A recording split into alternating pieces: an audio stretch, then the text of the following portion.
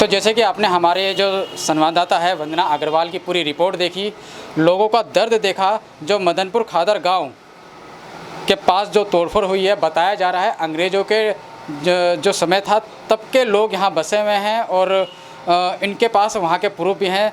हमने सन 71 का नक्शा भी आपको दिखाया। उसके बाद अंग्रेज़ों के टाइम पे जो उर्दू भाषा चला करती थी, उस उर्दू में यहाँ के जो जिनके नाम घर थे वो सारे उनके नाम लिखे थे, वो भी हमने अपने कैमरे के माध्यम से दिखाया। और एक घर में हम और मौजूद हैं जो भी इनके निशाने पे हैं, जिनको भी बता रहे हैं ये तोड़ेंगे। और इस घर में जब हम आए तो हमें क्या प्रूफ नज़र आया वो हम आपको दिखाते हैं। हम अपने कैमरे के माध्यम से एक आप दिखाएँगे। श्री जयपार के कहार नाम से चौधरी बलवंत सिंह सुपुत्र श्री हरीश बाबू व महेश बाबू जी, और साल का जो ये गांव मदनपुर खादर लिखा हुआ है और साल लिखा हुआ है जब जिस साल में ये घर बना था।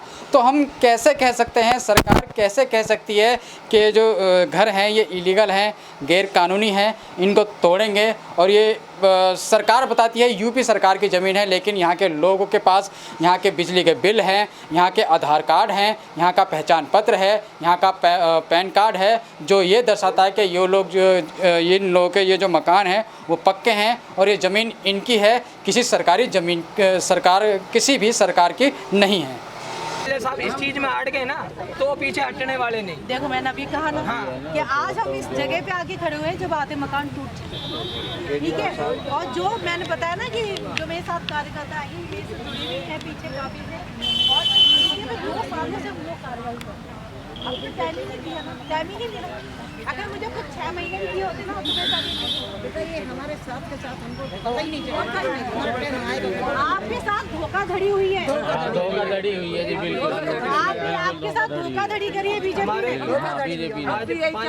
पास ये सारे प्रूफ है।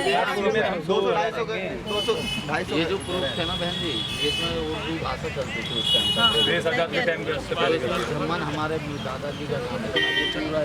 तो जिस जगह पर हम खड़े हैं यहाँ पर पीछे ये महिला बैठी हुई हैं, मकान टूट चुका है उसके बावजूद भी अपने ही मकान में बैठी हैं। तो चलिए इनसे बात करते हैं। जिस टाइम बुलडोजर चला था उस टाइम इन्होंने क्या रिक्वेस्ट करी थी उनसे, तो आपका नाम बताएं।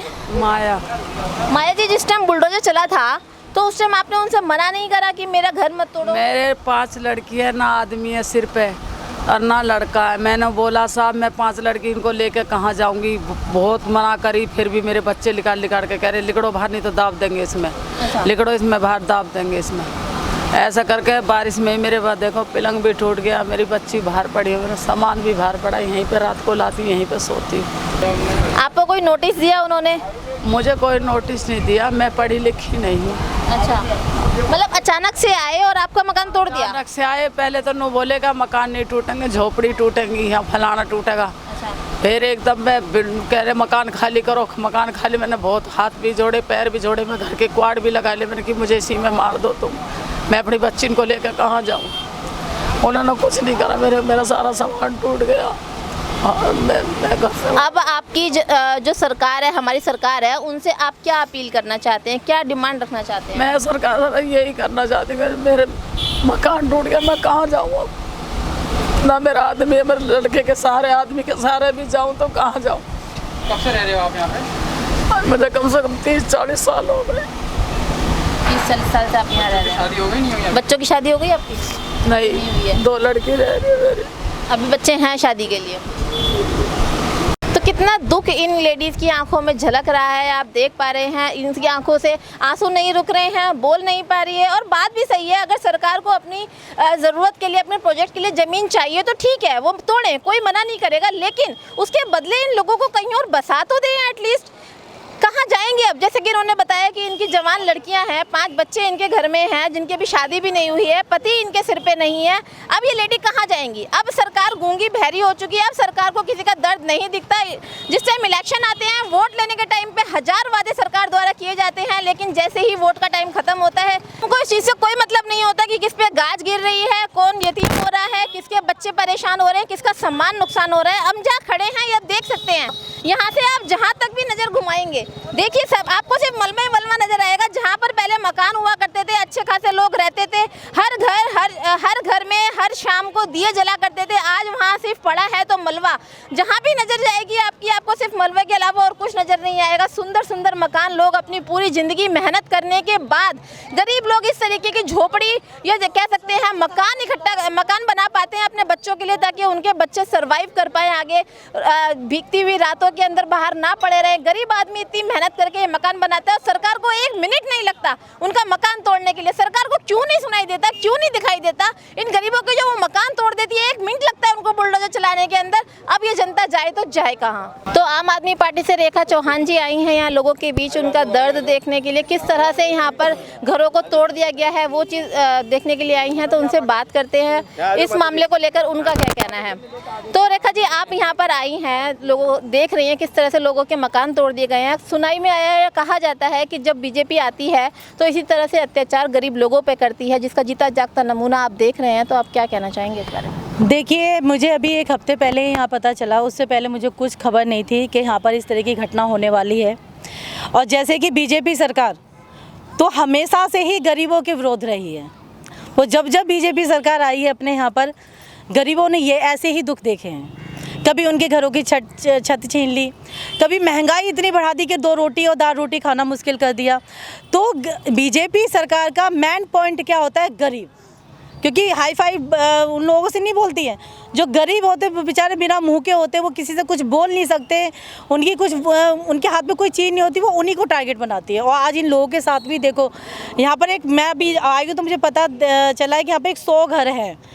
और 100 घर भी ये नहीं है कि कोई 10 साल पुराने या 20 साल पुराने हो, ये लोगों की पीढ़ियाँ गुजर गई, 100 200 सालें हो गई।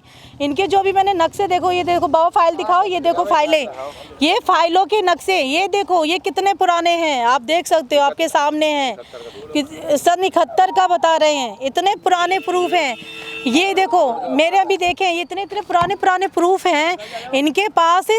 पर आप ये बताओ, जब इतने पुराने प्रूफ है तो ये कैसे, मतलब ये ज़मीन कैसे वो हो गई कि मतलब इन पे इनका हक नहीं रहा?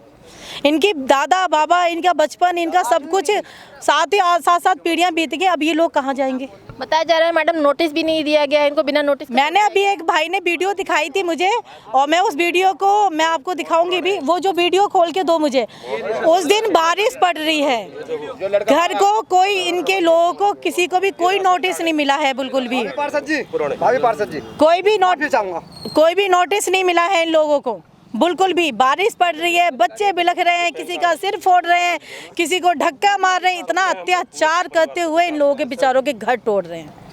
ये कहाँ की सरकार है ये? मतलब ये कैसी सरकार है? सरकारें तो जब नेता होते, नेता किसके लिए होते? पब्लिक के लिए होते हैं। जब पब्लिक की इतनी त्राही मचाई पड़ी हुई है तो किस चीज़, कैसे नेताओं को क्या करना है? अरे मैं चलो मानती हूँ विकास हो रहा है, पुल बन रहा है, आप बनवाओ, आप विकास कराओ, पर उससे पहले इन गरीब लोगों के लिए, 500 लोगों के लिए इनकी जगह तो कर दो। इन्हें कहीं ज़्यादा मत दो, एक 25-25 के 100 गज के प्लॉट तो कहीं थमा दो। अब ये अपने बच्चों को लेके, माताओं, बूढ़े बुजुर्गों, ये देखो इनकी हालतें, ये कहाँ जाएंगे? मेरा सिर्फ यही सवाल है, कोई भी सरकार हो, कोई भी कुछ हो, कोई भी नेता हो, और ख़ासकर ये बीजेपी सरकार, तो मुझे पता नहीं चलता है कि आप गरीब क्यों नहीं इन्हें दिखते हैं बिल्कुल भी। महंगाई इतनी कर रखी है, महंगाई छोड़ा, उनके घरों की छत्ती ले ली कि बंदा अपनी सूखी रोटी, नमक रोटी भी कहाँ सड़क पर बैठ के खाएगा, क्या करेगा? मैडम, इन लोगों ने बीजेपी का साथ दिया, बीजेपी को वोट दिया, तो उसका नतीजा इन लोगों के सामने आ गया। अब आप आम आदमी पार्टी से यहाँ पर आए हैं, बड़े आस से लोग आपको देख रहे हैं, तो आपसे क्या उम्मीद लगाएं? मैं आपको बता दूँ, यहाँ पर वार्ड नंबर 104 है, ये ओखला विधानसभा। यहाँ के जो बीजेपी के पार्षद हैं, पार्षद पति है ब्रह्म सिंह जी, कमलेश देवी यहाँ की पार्षद हैं, रही पीछे 15 सालों से। उन्होंने हमेशा, ये देखो ये मेरी माता है, कैसे आती थी हाथ जोड़ जोड़ के वोट मांगने, अम्मा जी, माता जी। और आज मेरी माँ, बहनें सब बेचारी रोटी नहीं खा रही हैं, टेंशन में बैठी हैं, बीमार पड़ी, आज इन्हें नहीं देखने आ रही हैं कि ये कहाँ पर डले हैं, कहाँ डले हैं, क्या कर रहे हैं।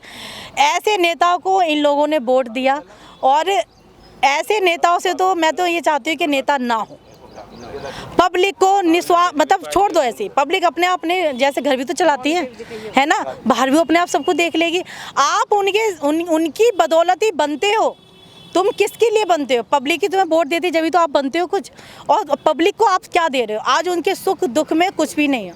बीजेपी सरकार ही इसे इस तरह से तोड़ रही है, और बीजेपी का ही यहाँ पर नेता है, पार्षद है, क्या वो यहाँ पर स्टे नहीं करा सकता था? करा सकता। आप बताइए, देखने तो आ जाता जरा। मैं तो इनसे खुद कह रही हूँ कि अगर मुझे पता होता ना 6 महीने पहले मैं स्टे करा देती यहाँ पर यहाँ के जो यहाँ का जो नेता है ना वो बिल्कुल ही काम चोर है। उन्होंने सिर्फ और सिर्फ 15 सालों में लोगों को बेवकूफ़ बनाया, हाथ जोड़ के लिया से अपने वारे न्यारे करे। लोगों के भी कोई भाई थे, जमीनें घेरी हैं लोगों की, ग्राम सभा की जमीन खराब, हमारी गरीब कुर्बानी, इन लोगों की जमीनें घेरी हैं पार्षद जी ने। तो बीजेपी का एक एक नेता, एक एक पार्षद, एक एक विधायक सब चोर है। उनका मालजा उठाया उनने। वो सिर्फ और सिर्फ गरीबों को परेशान करना जानते हैं, गरीबों की जगह घेरना जानते हैं और उनके घर भी उजाड़ देते हैं। देखिए, मैं इसका अत्याचार का विरोध करती हूँ बहुत ज़्यादा। ये लोगों के दुख है जो मुझसे नहीं देखा जा रहा है, और सोच के ही लगता है कि सोचिए आपके घर की अगर छत कोई छीन ले, आपको बीच सड़क पे छोड़ दे, आप कहाँ जाओगे? वही दुख आज इन लोगों का है। तो मैं इसे जो भी यहाँ पर घटना हो रही है या होने जा रही है उस सब का मैं विरोध करती हूँ। पब्लिक बिल्कुल ही, हाँ जी, पब्लिक नेता को जिताते हैं हम जैसे। हमारे गिरवा में, हमारे घरों में झोंक के नहीं देखते हमारे लिए क्या हो रहा है क्या नहीं हो रहा। हमारे क्या बच्चे हैं, क्या बच्चे हैं मेरे, ना मेरा आदमी है ना मेरा लौटा, और मेरे बेटियों को धक्का मार मार के निकाला उन्होंने, पुलिस वाले ने। मैंने कहा सामने उनके पैर भी लौटने, मैंने कहा मुझ में बिल्डोजर चला दो बारिश में। मैंने कहा साहब मुझे बारिश में मत निकाला, मैं अपनी बेटी को किसके घर ले जाके घेरूंगी? बारिश हो रही थी, छोटा सा मकान है, उसी में खाती हूँ, उसी में सोती हूँ मैं। ऐसे काय के पब्लिक, काय के नेता है ये, काय के नेता है, कभी किसी मजबूर के घर में छोड़ के देखे। माध्यम से दिखाना चाहती हूँ, हाँ इसकी लाइट कर देते हैं थोड़ी सी। ये वीडियो है उस दिन की जिस दिन बीजेपी के इशारे पे पुलिस वालों ने गरीब जनता की ये हाल की है। ये देख सकते हो कैसे लेडीजों को मार रहे हैं, बहन के लिए।